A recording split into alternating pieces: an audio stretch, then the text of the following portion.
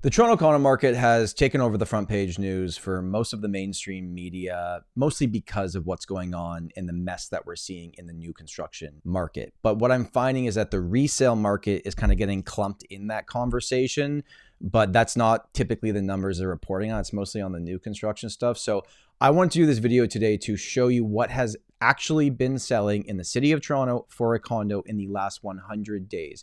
We have just over 3,500 units that have sold in the last 100 days. And I'm going to break it down into 3 different categories. My name is Tom Storey. If you enjoy these videos, which by the way, it takes me hours to prep for, I'd really appreciate you liking this video. Again, subscribe to the channel, or if you want to book a call with our team, because we are very active in this market, you can do that in the first link in the description.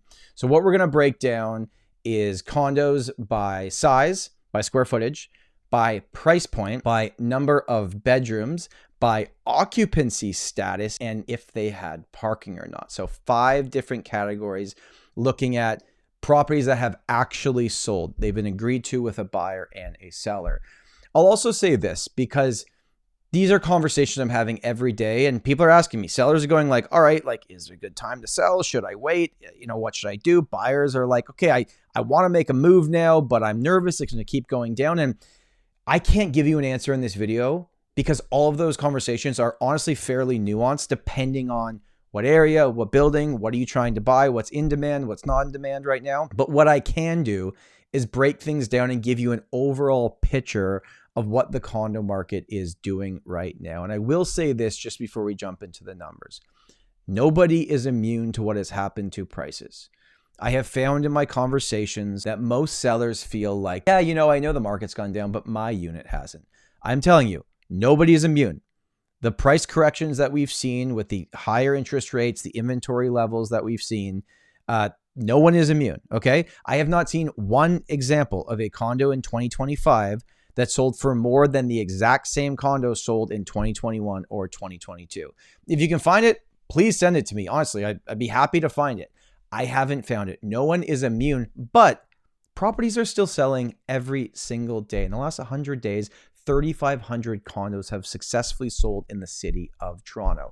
So let's go through the numbers. I hope you find this valuable. Okay, so what we're looking at here is the last 100 days of the Toronto condo market. We're looking at city of Toronto. We're looking at condo apartments and only properties that have successfully sold on MLS. So the first chart, how we're breaking it down, is by bedroom.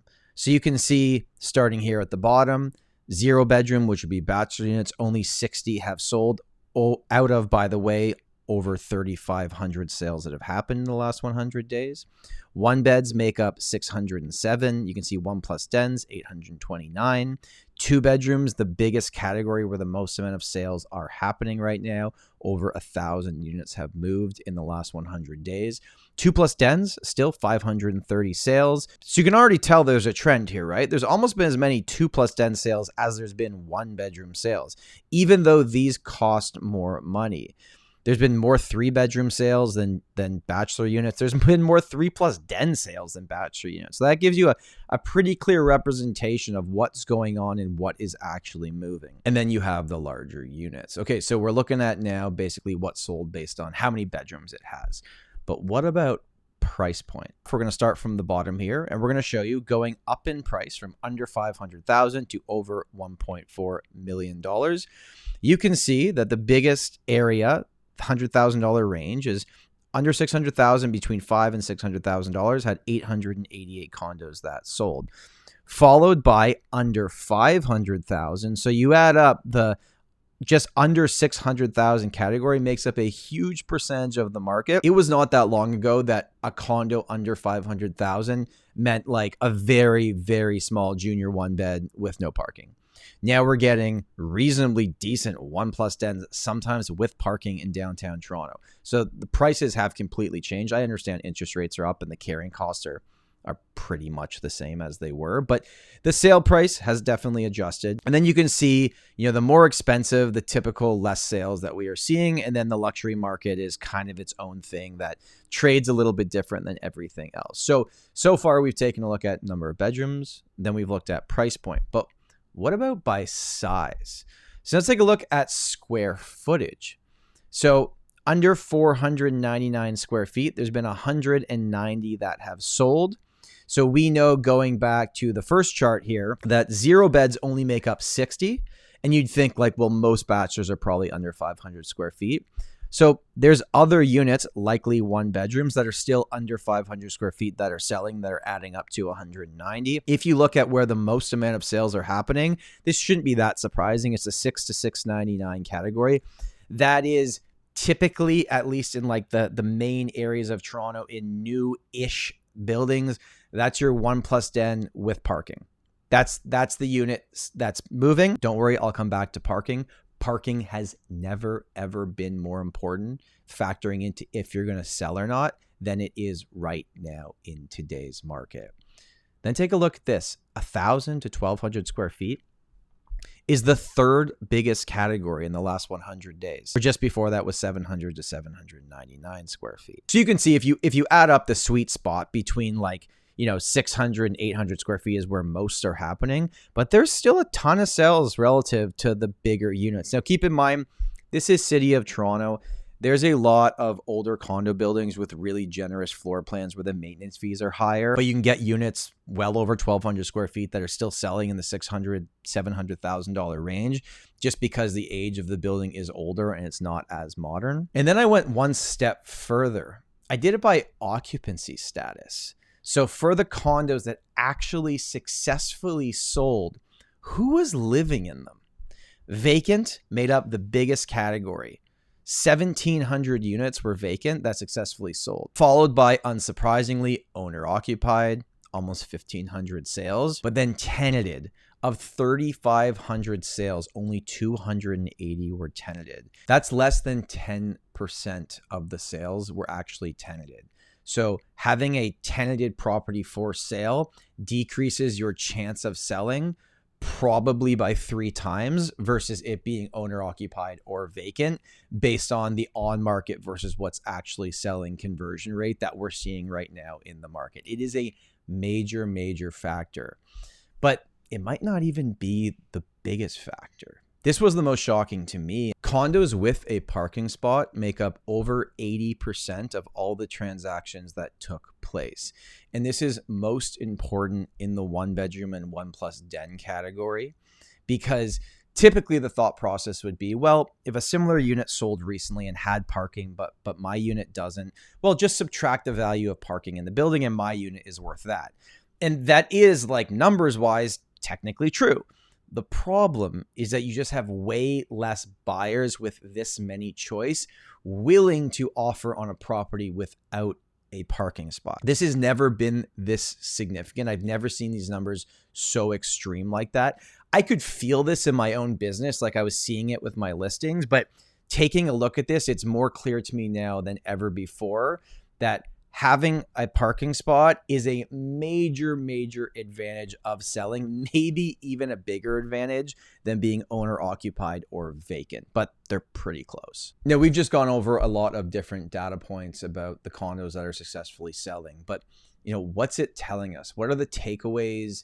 And if you could construct the most in-demand condo versus the most not in-demand condo, what would it look like? Well, I've done that for you. So your best selling condo right now, if we could take all the different data points and put them together, would be a mid-sized 2-bedroom with parking, priced under $800,000, that is either vacant or owner occupied. So if you have this property or you are looking for this property as a buyer, just know that this is the type of property that is selling the best right now if it falls into this criteria, based on the actual sales data that is happening, the decisions that are being made by buyers and what they are choosing to buy. And on the complete flip side, what is the worst selling? You could have done by the data, maybe say, well, the high end stuff, but that's always been a smaller slice of the market.